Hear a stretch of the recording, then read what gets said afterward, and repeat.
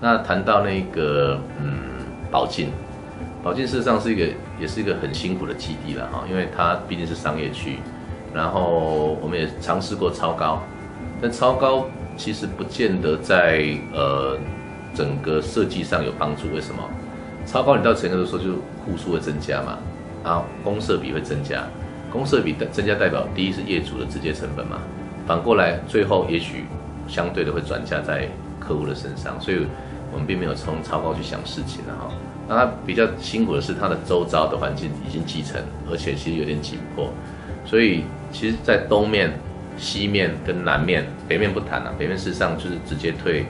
说5米到6米的那个东西，我们面对的刚好是一个么字形的建筑物，所以还蛮幸运的。我们现在谈东西南3面，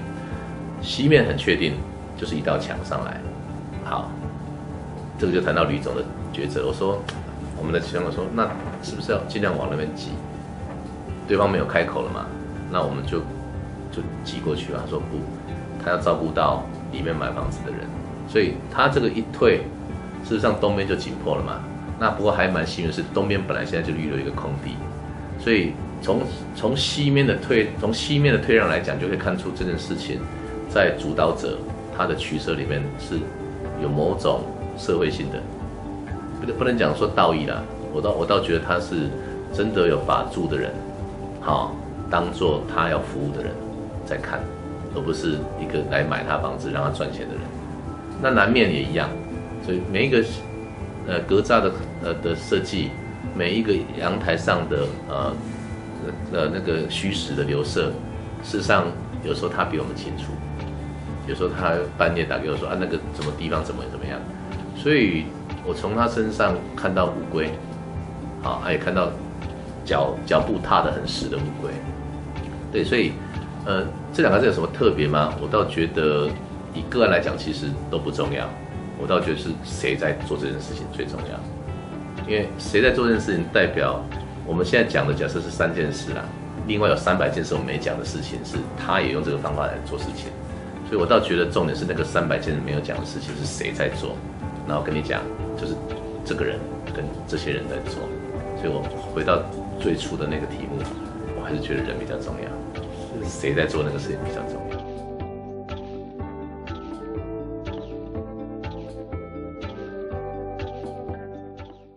建筑的语汇上面呈现出一个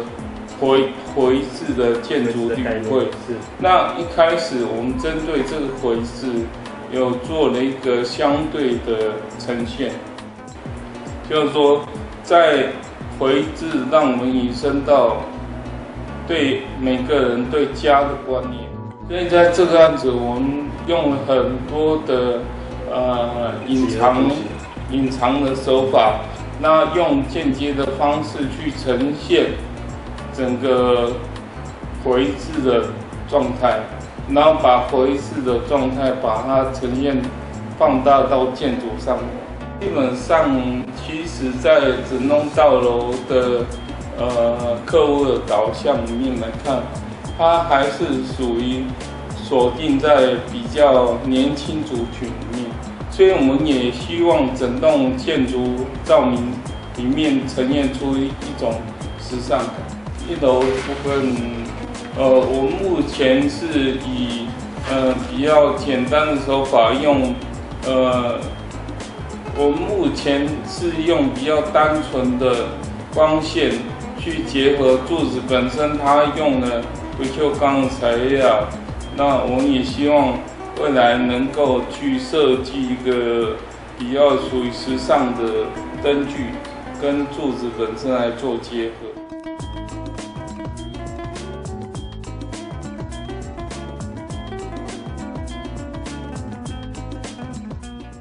它是不是势必须有一栋完全不属于在地性跳脱在地性的一个氛围的一个建筑？那我们朝着这方面去做思维。那当然，我们在空间部分它是耐看的，它是有延续性的，而甚至它还有话题性。那我们就跳脱。那我们当初是想把一个纽约的一个时尚风，对，整个把它带一些比较一点国际精品那样氛围，氛围我们带进来。是。那再进来服务我们可能就带有点奢华丽服务。但我觉得这个案子我们做起来非常的一个轻松，就是说它非常符合我们的一个想法。这个在整个设计的过程，事实上思维时间很长，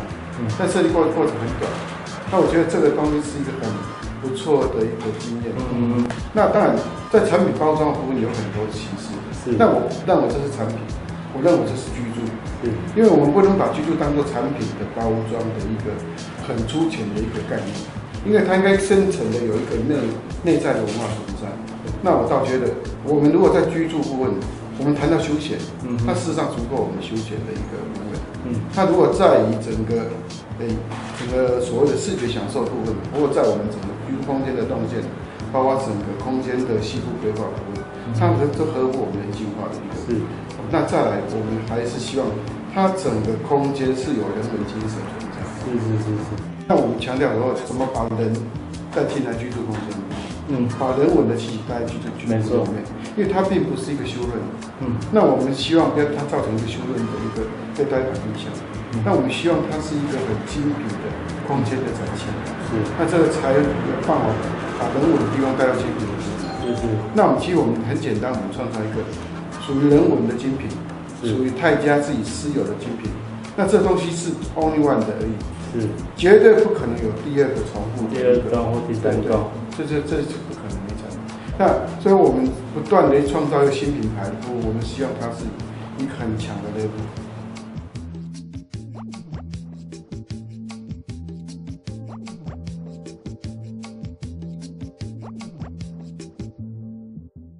新人杠我还是现在检验不过加了时尚风了国际感的感觉，有金属啦，还是一样，两个的 style 都是一样的，两个 style 都是一样的，就是我这边就很好玩的，就是它在外观的一个设计，都加了一斗是还是时尚风，那种感觉，就是豹纹的，豹纹没有，它是从豹纹开始。豹纹的一个概念，豹纹的概念，按它开始一直转换，豹纹的是速度感的，然后还有速度嘛，好，那看到豹纹速度美，就水啊，因为高刚烈，好漂亮，我真的很喜欢豹的整个形体，它的线条好不好看？我让我看好看，很喜欢虎啊豹啊，伊个有的线条伊个无共嘛包括。我自己养的猫也是用加拿大猫，因为喜欢线条线条啊，加点，这时尚风可以选嘛，是取决于说一个美学的一个，我不外乎是两件事情的控制，一个是图像，一个是色感。色感来讲，其实不管你是彩度高还是低，其实建筑物你看的除了它是山空比如说餐厅它是彩度很高，你看到麦当劳那些黄色的，但是咱建筑的住宅来讲，盖的灰阶它就比较耐看、温和，这是重要。不管是哪一个角度比例，所谓灰阶就是黑白对吧？多一点白，多一点黑，所以讲咱今麦端面就有一点折中了，就是讲。就嘛，伊要起的一个几何形，它在都市里面四周围，其实它四周围通拢蛮多的大楼，无共啊，伊无共啊，伊拢是较软色调，拢是有无？一间厝足一色，我就是讲，你若讲要凸显出来的是按像简单的线，就是差不多看起来一个人。灰的，几乎白的就中深灰到白为主黑灰对，就是它不能抢整个最主要就是不要跳动跳的太多了，不要太多颜色，一点白色的尔，剩的就是这个剩的这些。玻璃的配件，格栅的线条，因为开窗阴影部分，因为开窗阴你讲的阴影太重要，这种升窗，我就卖物件升窗，因为我们位处地震带，多多少少会裂。我一根锤30公分的枪，它也是高的，因为这个结构，这根锤是 OK 的，这根锤是对称，所以它在摇摆的正午，让它协调，就比较不会决裂。好，像这是一种蛮重视的一个坍塌，它柱子它几乎没有在大量，就比较不会裂。我因为施工是我唔是太满意的，真正他们施工迄个吴经理吼，吴经理是比较不错嘛，吴经理。好，他是这个长嘛，长毛啊，长毛是好，虽然对我来讲是，这你也做事，袂歹，我能接受，我觉得我可以接受，我应该接受这样的，是专业的，专业，这物件，这个物件。我看泰家是我无会内底算好的，因为他是专业分工嘛，